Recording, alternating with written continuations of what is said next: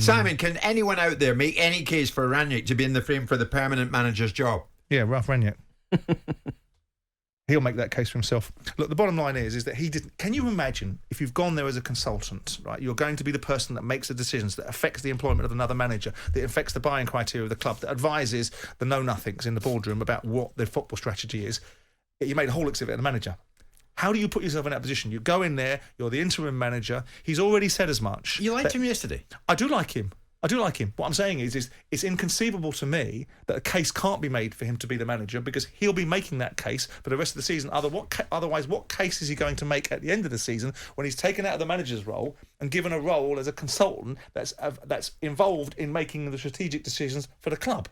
How can you get someone that wasn't good enough to be a manager to be the person that's the intellectual capital behind how the club's going to go forward? So if he's in front of you this morning, Simon, is he able in any way to convince you, as his prospective employer, that he should get the manager's job on a permanent basis? Not on the basis of the performance I saw last night, no. But we are in the midst of a Manchester United side that I maintain my view that there is a drag and lag effect. He's dragging these players to a different place, and eventually we're going to see that lag being shortened and we're going to see this team get better. Now, whether he can do it within the timelines that are sufficient enough to convince those that make the decision, and whoever they may be, whether it's Richard Arnold or a conglomerate of people inside Manchester United, including the Glazers, that have a view about who the next manager should be. But if you look at what they beat Brighton last night. They beat Brighton. Brighton are in form. They haven't been beaten in 7 Premier League games. Mm-hmm. They're a good side. Man United were awful. They've got no work ethic. The quality of their possession and the quality of their play out of possession was shocking. I don't know what's happened to Luke Shaw. I don't know what happened to certain players that have just gone by the by, and the only reason they stayed in the game was because of David De Gea. But the end result was, when we look back on it at the end of the season, it will say Manchester United beat Brighton 2-0. They're 4th in the league. I think they'll stay 4th in the league. I think they'll beat Atletico. I think they'll go deeper in the Champions League than people anticipate. And then what's your argument against Rangnick? We've got all these arguments railing about whether he's tactically sufficient, whether he's actually a super coach and it's all a myth, whether he handles players the right way, a la Lingard, a la Martial. Yeah. But if you look at the actual record, besides disappointments against Burnley, which, by the way, Chelsea drew against Burnley earlier on before... Burnley are fighting for their lives. Well, yeah, and Chelsea were in decent nick when they drew with Burnley. Simon, if Rangnick secures Champions League football with United, that is his argument. Put forward. That's his case. His argument, look what I managed to do. You're in the Champions League. His argument will be, look at the body of work that I've done, not macro. Look at it over the time that I've been here. We're in the Champions League for next season. We've gone deep into it for this season, so the revenue's been generated. I have done what you wanted me to do. We were never going to win the league. Yeah. We were never going to really win the Champions League. Arguably, never going to win that. So with all that in mind, what did you expect me to do? I've done it. Now, what we're doing at this moment in time is looking at it again. Look at the quality of play. Look at the way that they're giving up leads. Look at the adversity off the pitch. Yeah. All of this was coming, and I think it would have been worse under the previous manager. So you've got to give Rangnick his head, and that's my view. You, wearing your City glasses, are going to hope that Rangnick gets it. Well, no, listen, I was at the game against Southampton on Saturday, and they started the game really well. I thought both wingers were very sharp at the beginning of the game. They were coming short, spinning in behind. Ralf Hasenhüttl, who's the Southampton manager, changed the shape to a 3. Put 3 in midfield, put 5 at the back, and it completely changed the complexity of the game. And for me, that made me think, why is Ralf Rangnick not changing his shape now to then get the upper hand? He didn't. Southampton were the best team for the last hour of that game, and they were unfortunate not to win the game.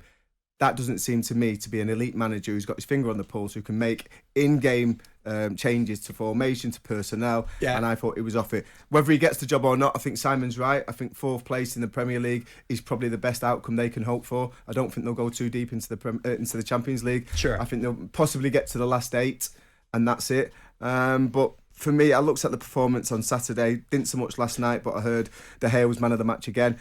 Out of possession performance from the players is not good. They're carrying too many players. Simon, we are going to find out all about Manchester United, what they've got, what they don't have in the next month. Back-to-back games against Atletico. Liverpool. They've got Leeds next. They've got City. They've got Liverpool. Now we're going to find out the cut of this guy's jib. But I think some of these players that are walking around like big-time Charlies that think they've arrived before their journey's even finished. Like whom? Oh, you can list them. You can look through the list of the players, and you can Who are the worst offenders? Well, look, it's not about naming and shaming players. It's about the collective understanding understanding of the responsibility they have. And I think these games, when you're playing Liverpool and you're playing Man City and you're playing in the Champions League, they will take care of themselves, because some of these big players that are purported to be big players like Pogba will step up and step into these games. When you look at players like Fred... Well, I think it's unfair to just say Pogba, so I'll go for it. Sancho, I can put Rashford in Ronaldo, there. I can put a whole lot Rashford, and Bruno Fernandes and Pogba, all out of possession performance for me wasn't good enough on Saturday. They looked like they wanted to get involved and they looked interested in possession. As soon as they lost the ball, it was laid back. I tell you, it was shocking yesterday, Fred. Shocking. I've never been in this camp that's been saying, because they've been piling into him for a long time. He was shocking yesterday. Was it shocking the way he's they been out for a while, the hasn't referee? he? Yes, that's the a red good card. That's a good point. Sorry, Joe, you're absolutely right. I haven't seen referees being surrounded recently. It was my argument yesterday. That's right. And I saw And it was yesterday. never a We red. saw it last It was night. never a red. No, we were talking yesterday there. about referees being harassed by players, and I said it didn't exist anymore. So, I mean, in a sentence, how how do you sum up where United are then? They're fourth, but that doesn't tell the whole story, does it? No. Where are they? I think they're recovering from 3 years of very slapdash, sloppy standards that have got them by in the short term. Looked like it was promising to deliver something because the transfer spend. So you're was blaming so Ole for significant. this? I'm blaming the whole fabric of Manchester United and allowing it to go on. Whoever appointed Ole Gunnar Solskjaer is culpable for it. Whoever allowed the lack of standards on the training ground, and we know that those lack of standards existed because we've heard the rumours reverberate, and they're pretty substantial rumours.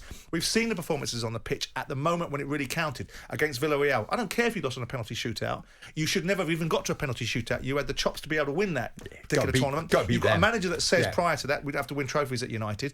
Everything about Manchester United was rotten. You need to bring the whole cathedral down on the heads of the people that are there and rebuild it. And that's what Rangnick is doing. I think the biggest problem at Manchester United is they've not had an identity since Sir Alex Ferguson. You look at Manchester City, you look at Liverpool, you look at Chelsea.